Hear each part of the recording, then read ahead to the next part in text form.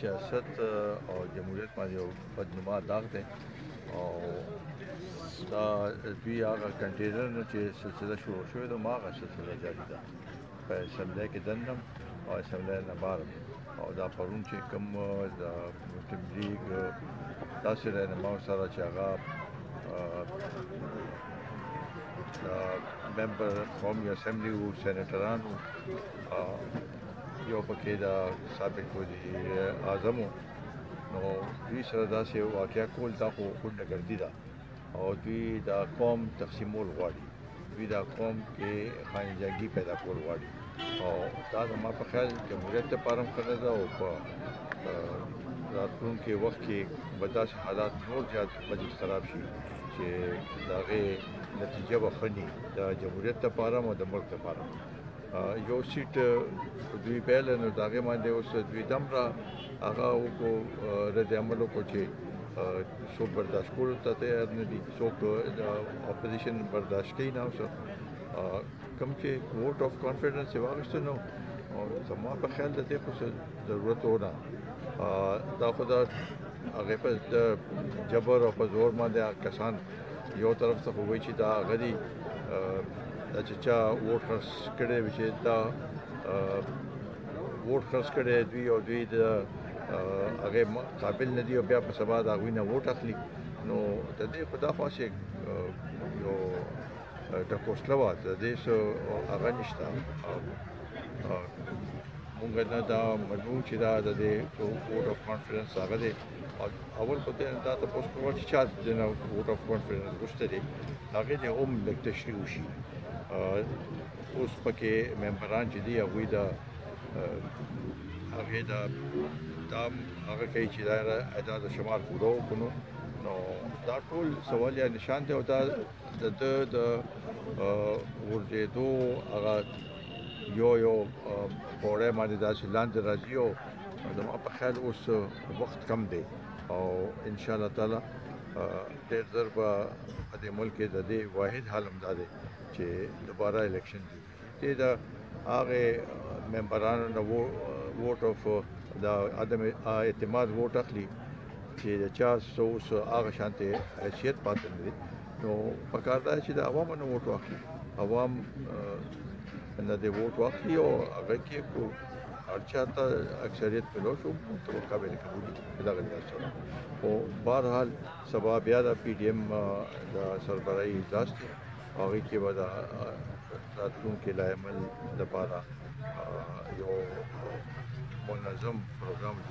شروع کېږي اوس هم پورې چې دوی به روزانه وي چې پی ډي ایم دا دی پی ډي ایم دا دی یو جټکې سره اوس د دوی کې افراتفري پیدا شوې ده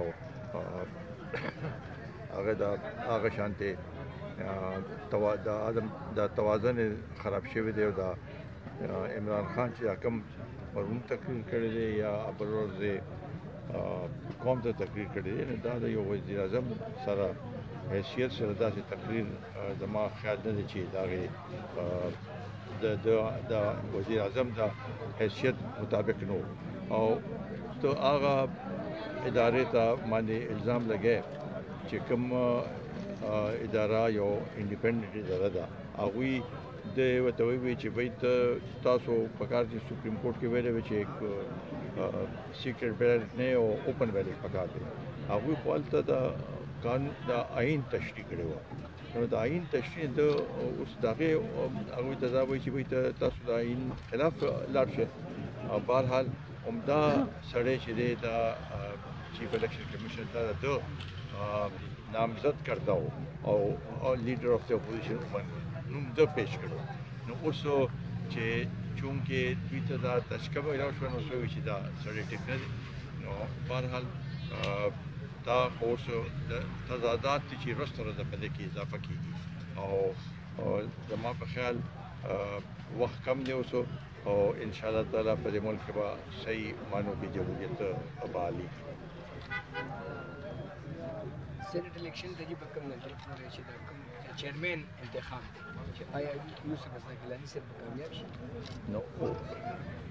زموږ خو مکمل امید دی ځکه چې اپوزیشن سره 53 دي او دوی سره 47 دي نو سېنات الیکشن غواړي چې اوپن هغه باندې وشي او د سېنات چیرمن الیکشن غواړي چې نه هغه د وشي دا هغه باندې پټ هغه باندې وشي په دغه لحاظ سره دا یو خپل یو تضاد دی وایي چې سېنات مونږ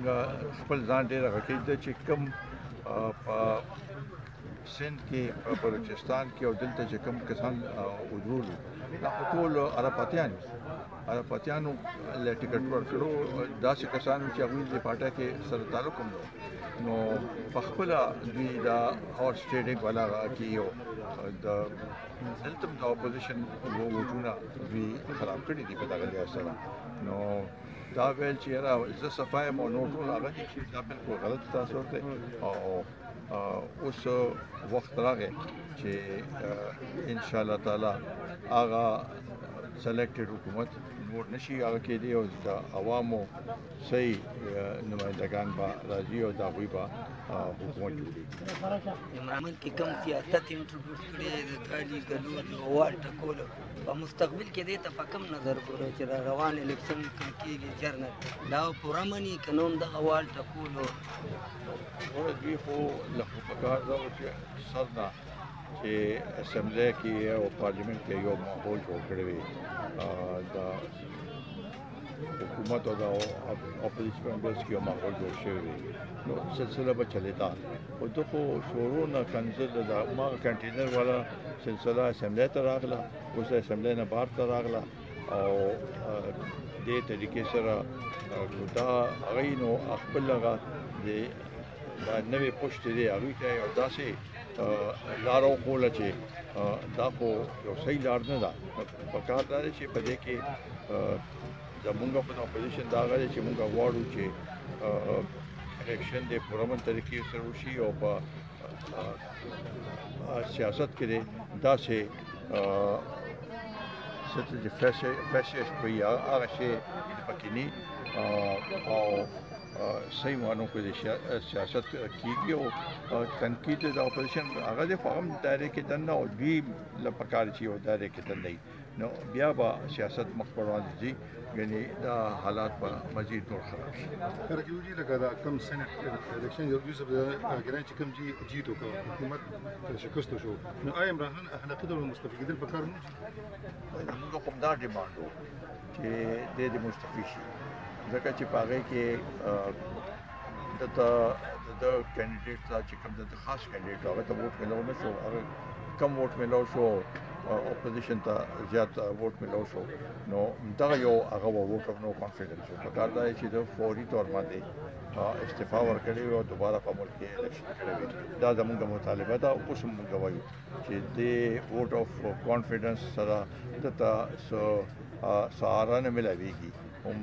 دې ملک کې به دوباره الیکشن کېږي نه بیا دا ملک په صحیح سمت کې روانېږي اخري دغه کوجي په عمل کې چې موجوده وخت کې د ملي به کنټرول شي او عوامو ته به سرلیک نو امید خو دې ځکه چې دې کې دا اوس چې مهنګۍ ده دې کې خو یو د آی ایم ایف لاس دی دا هغه چې کوم شیخ صاحب چې حفیظ شیخ چې کوم الیکشن بیل په دې کې خو د آی ایم ایف دی خو د آی ایم ایف کینډیډیټ او عوام هغه دا هغه چې دی کینډیډیټ د اسمبلی ممبران چې دی هغه شکست ورکړ دا یو لویه مسله ده او د دې دوی له چل نه ورځي دوی وایي چې مافیا دی مافیا خو ټول دوی سره ناست دي انتظامي طور باندې دوی څه طریقه کار ورکړ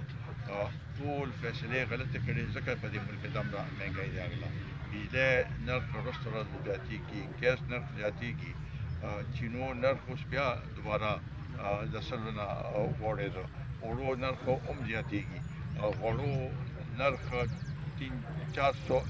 40-50% زیات شو نو غریب سړی په څه کوي هغه په کوم ځای نه باغ کوي نو لهذا په دې لپاره زموږ خو دا دی چې زموږ عوامو سره یکجهتي ده پر زموږ په اسوابه کې هغه د مهنګۍ خلاف مظاهره وه 9 تاریخ باندې ان شاء الله تعالی دلته فیصله کړې او دا سلسله موږ به تاسې جاري ساتو پرون مردان کې هم شوی دی دا یو سلسله به موږ جاري ساتو او عوامو سره به په دې مشکل وخت کې کارونه ترپاتې ولرو. نور چې سبا له دوی بیا ګورم چې غادي دي چې هغه بهایي اړخ روان دي چې لکه ډېر ځینو کې مظاهرې هم شوي دي چې دا موږ د فحاشۍ او تیرارو پروګرام نه دی کوم چې کوم د اورت مارچ سبا منوي 8 مارچ نو تا اوس د عمران خان هغه کنټینر والا هغه سلسله چې تاسو وګورئ نو ما شان چې هغه د موږ خواتین حقوقو هغه حمایت کوو چې هغوی ته خپل ملاوېدل پکار دي او هغوی د دې معاشرې 52% تعداد دی او هغوی د خپل حق په هر یو څه کې ملاوېدل پکار دي.